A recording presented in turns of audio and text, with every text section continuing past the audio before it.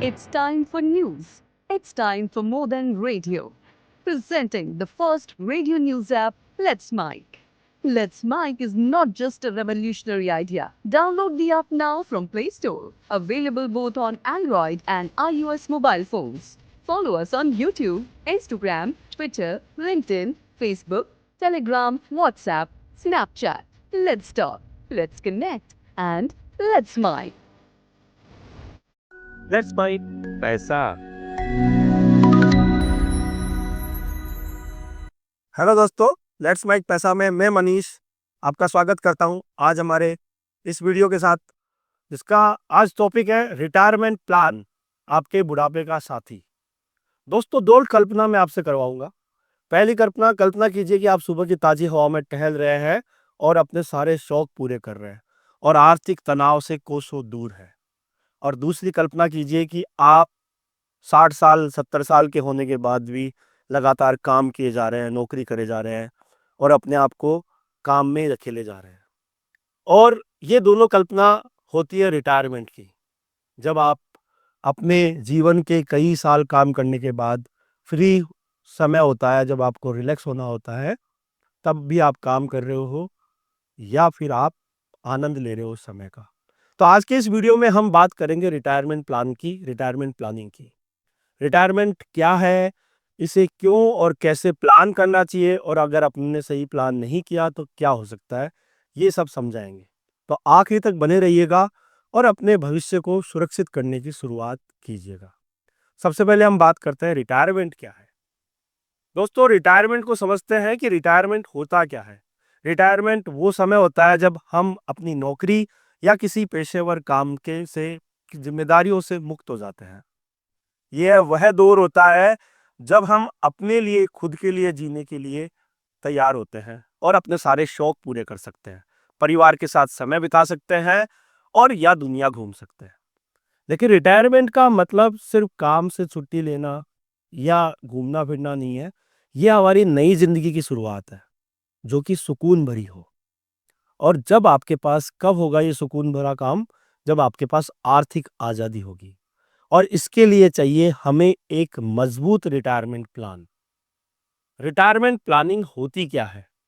Retirement planning का मतलब ये होता है कि अपने भविष्य को आर्थिक रूप से सुरक्षित करने की योजना बनाएं, ताकि रिटायरमेंट के बाद जब आप नौकरी से फ्री हो जाए तो आपको पैसे की चिंता ना हो। आपको ये चिंता ना करनी पड़े कि मेरा खर्चा कैसे चलेगा।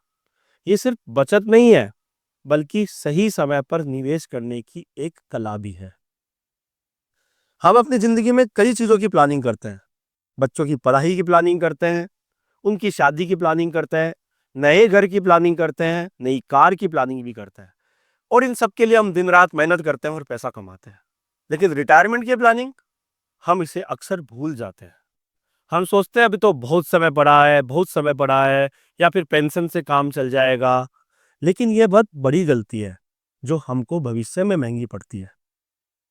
मान लीजिए आपने अपने बच्चों की शादी के लिए 20 लाख रुपए बचा लिए, लेकिन आपने रिटायरमेंट के लिए कुछ नहीं बचाया। तो जब रिटायर हो जाओगे, 60 साल के हो जाओगे, उसके बाद आपके पास क्या बचेगा? और फिर आप सोचोगे कि अब मैं क्या करूं। तो रिटायरमेंट प्लान भी उतना ही जरूरी है जितने की बाकी लक्ष्य है। तो रिटायरमेंट प्लानिंग जरूरी क्यों है, इस पे हम आगे चर्चा करते हैं। रिटायरमेंट प्लानिंग क्यों जरूरी है, उसके 5 बड़े कारण भविष्य को खर्चों को उदाहरण के साथ में देखते हुए हम बात करेंगे। सबसे पहला जरूरी है, रिटायरमेंट प्लानिंग क्यों जरूरी है, उसका पहला कारण है न्यूक्लियर फैमिली का दौर। दोस्तों, पहले जॉइंट फैमिली हुआ करती थी, जब 4-5 भाई एक साथ रहते थे, उनका पूरा परिवार एक साथ रहता था। तो पहले जॉइंट फैमिली में बच्चे बुजुर्गों की देखभाल करते थे। आज न्यूक्लियर फैमिली का चलन है, हम दो और हमारे दो का चलन हो गया। बच्चे अपने अपने कैरियर में व्यस्त हो जाते हैं, अलग अलग शहरों में रहते हैं। तो रिटायरमेंट के बाद आपको खुद पे ही निर्भर रहना होता है। दूसरा जो कारण है रिटायरमेंट प्लान करने का, वो कारण है औसत उम्र में वृद्धि, एवरेज एज। पहले लोग 60-65 साल तक ही जीते थे, ये डेटा बताता है। लेकिन आजकल मेडिकल सुविधाओं की वजह से औसतन एज जो आदमी की है, ह्यूमन लाइफ जो है, वो 70, 75, 80 साल की है। यानी आपको 15-20 साल एक्स्ट्रा जीना पड़ेगा। तो उसी के लिए एक्स्ट्रा प्लान भी करना पड़ेगा। इसलिए भी रिटायरमेंट प्लान जरूरी है। फिर महंगाई का असर। पहले बैंक में एफडीज की रेट काफ़ी ज़्यादा रेट की हुआ करती थी। तीसरा जो है महंगाई का असर। महंगाई हर साल बढ़ रही है। आज 50,000 रुपये मासिक खर्च 6% महंगाई के साथ में 20 साल बाद 1.6 लाख रुपए हो जाएंगे। उसके लिए आपको रिटायरमेंट प्लान करना ही पड़ेगा। ब्याज दरों में कमी हो गई है। पहले बैंक एफडी पे 8 से 10% ब्याज देता था और उससे भी ज़्यादा देता था, तो हमारा काम चल जाता था। लेकिन आज एफडी पे 5 से 6% ब्याज मिलता है, तो जितने पैसे हम जमा करेंगे उससे जो महीने का हमें खर्चा आएगा, महीने का जो ब्याज आएगा वो बहुत कम होगा, जो हमारे रिटायरमेंट के पूरे काम को नहीं कर पाएगा। फिर उसके बाद आती है आर्थिक स्वतंत्रता और मेडिकल खर्चे। रिटायरमेंट के बाद मेडिकल के खर्चे बढ़ जाते हैं, क्योंकि उम्र बढ़ती है तो मेडिकल एक्सपेंसेस भी बढ़ जाते हैं। और वो कितना बढ़ जाता है वो एक उदाहरण के साथ मैं आपको समझाता हूँ। मान लीजिए आप 60 साल की उम्र में रिटायर होते हैं और 80 साल तक जीते हैं। आज आपका मासिक खर्च 50,000 रुपये महीना है, और वो 50,000 रुपये महीना किस तरह से है? आपके घर का खर्च है, बिजली का बिल है, किराना है 25,000 रुपये का, आपके मेडिकल का खर्चा है 10,000 रुपये का, आप यात्रा करते हो या कोई शौक पूरा करते हो तो 10,000 रुपये उसका भी खर्चा हो जाता है महीने का, और अन्य कोई मिसलेनियस खर्चे भी आपके 5,000 रुपये महीने का मान के चलते हैं। 20 साल बाद 6% महंगाई से यही खर्चा आपको 1,60,000 रुपये प्रति माह करना पड़ेगा, और 20 साल बाद अगले 20 साल के लिए आपको 3.8 करोड़ रुपए चाहिए, वो भी बिना किसी अतिरिक्त मेडिकल या बड़े खर्चों के। तो ये राशि देखकर डरने की जरूरत नहीं है दोस्तों। सही प्लानिंग से ये सब संभव हो सकता है। अब बात आती है कि रिटायरमेंट प्लानिंग कैसे करें। कोई बड़ा भारी भरकम काम नहीं है रिटायरमेंट प्लानिंग करना। कुछ आसान स्टेप्स है जिनको आप फॉलो करेंगे तो रिटायरमेंट प्लान आपका आराम से हो जाएगा। सबसे पहले आपको अपने लक्ष्य निर्धारित करना है।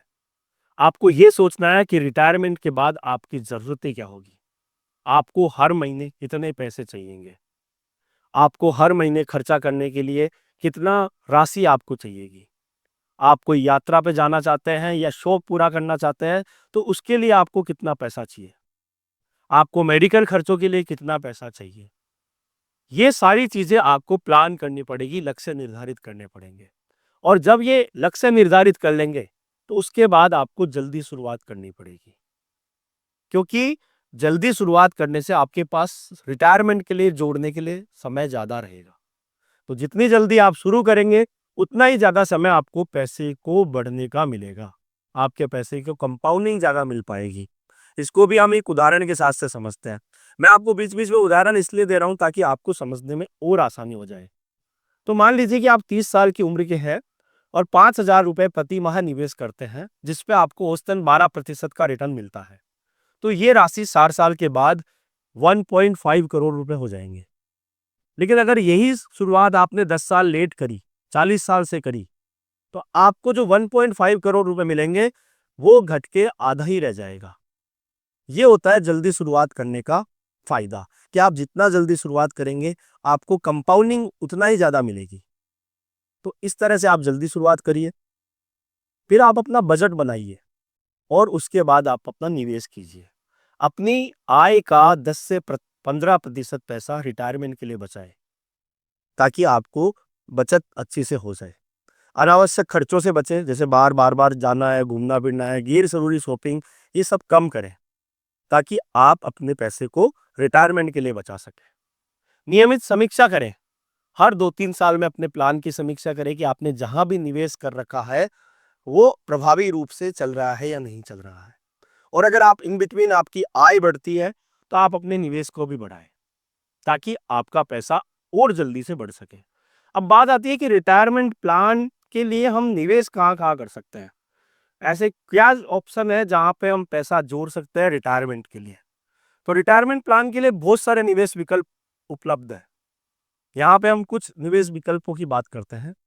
पहला है लंबी अवधि के लिए निवेश की। मान लो आपको रिटायरमेंट प्लान के लिए आपके पास 30 साल का समय है, तो फिर आपके पास निवेश विकल्प में इक्विटी स्टॉक्स या इक्विटी आधारित म्यूचुअल फंड है, जो कि लंबी अवधि में आपको 10 से 12% का रिटर्न दे सकते हैं। ये जोखिम भरे हो सकते हैं, लेकिन डाइवर्सिफिकेशन करने से आपका जोखिम कम हो जाता है। ज़्यादा जानकारी के लिए नीचे हमारा लिंक भी दिया हुआ है, आप हमारे लिंक पे जाके भी हमारे कोई सवाल हमसे आप कर सकते हैं रिटायरमेंट प्लान को लेके। रिटायरमेंट केंद्रित योजनाएं भी होती है, एनपीएस सरकार ने चला रखी है, जिस योजना में आप पैसा जोड़ोगे तो आपको एनपीएस रिटायर होने के बाद एक नियमित आय देता रहता है। वो आपके रिटायरमेंट के बाद में आपको काम आती है। सुरक्षित निवेश में पब्लिक प्रोविडेंट फंड होता है और बैंक एफडी भी होती है जो सुरक्षित है और फायदेमंद है। हेल्थ इंश्योरेंस आपको ले लेना चाहिए ताकि आपको रिटायरमेंट के बाद हेल्थ इंश्योरेंस की रिक्वायरमेंट जब पड़े तो आपके जेब से पैसा खर्च नहीं हो। मेडिकल खर्चों के लिए हेल्थ इंश्योरेंस एक बहुत बढ़िया ऑप्शन है। इमरजेंसी फंड, इमरजेंसी फंड आपके 6 से 12 महीने के खर्चों के लिए आप अपने अलग से बचत करें। तो मान लीजिए, फिर एक उदाहरण लूंगा मैं उदाहरण बार बार इसलिए ले रहा हूं क्योंकि आपको समझने में आसानी हो। तो मान लीजिए कि हम हर महीने 10,000 रुपए लंबी अवधि के निवेश में, 5,000 रुपए सुरक्षित निवेश में और 5,000 रुपए रिटायरमेंट योजना में डालते हैं तो 30 साल बाद ये सारी राशि आपके रिटायरमेंट को सुरक्षित कर सकती है। निवेश से पहले आप किसी फाइनेंशियल एडवाइजर से सलाह लें ताकि आपको कभी कोई दिक्कत नहीं आए। अब रिटायरमेंट प्लान नहीं करते हैं तो क्या हो सकता है? देखिए सर, दोस्तों, जिंदगी सबके साथ चलती है, लेकिन एक प्लान करके चलेंगे तो जिंदगी आसानी से कटेगी और प्लान करके नहीं चलेंगे तो दिक्कत ही आएगी। एक उदाहरण लेता हूं मैं आपका, एक रमेश जी की कहानी समझाता हूं आपको।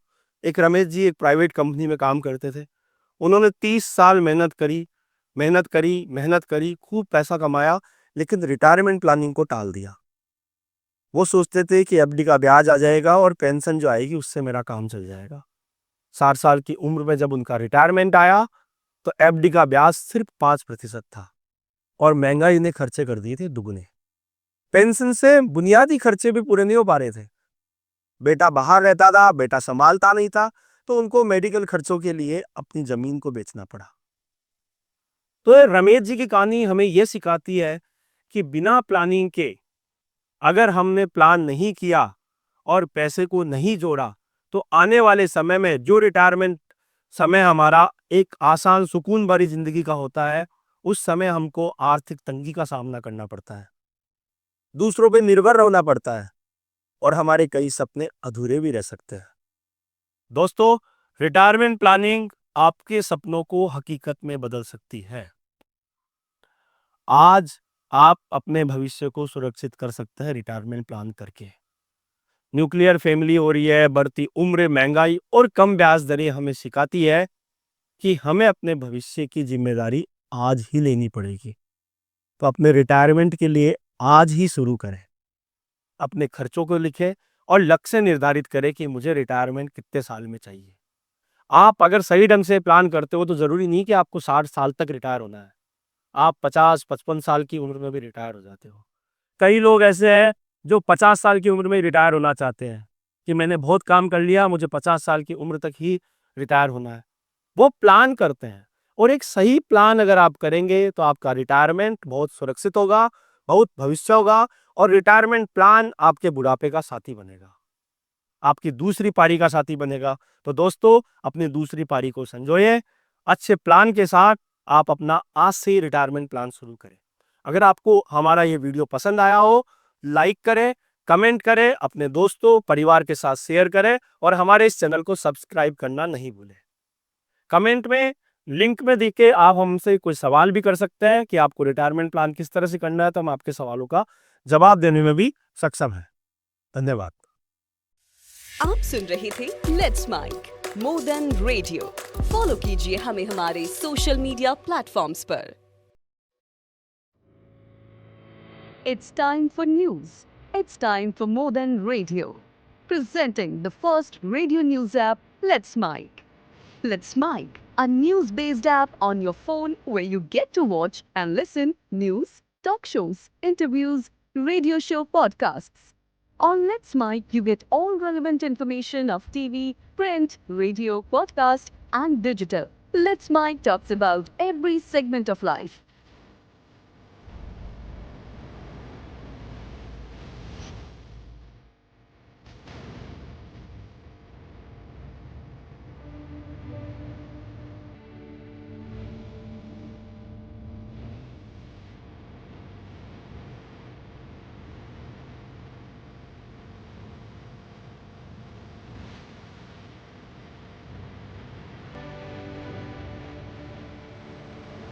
Let's Mic is not just a revolutionary idea. Download the app now from Play Store. Available both on Android and iOS mobile phones.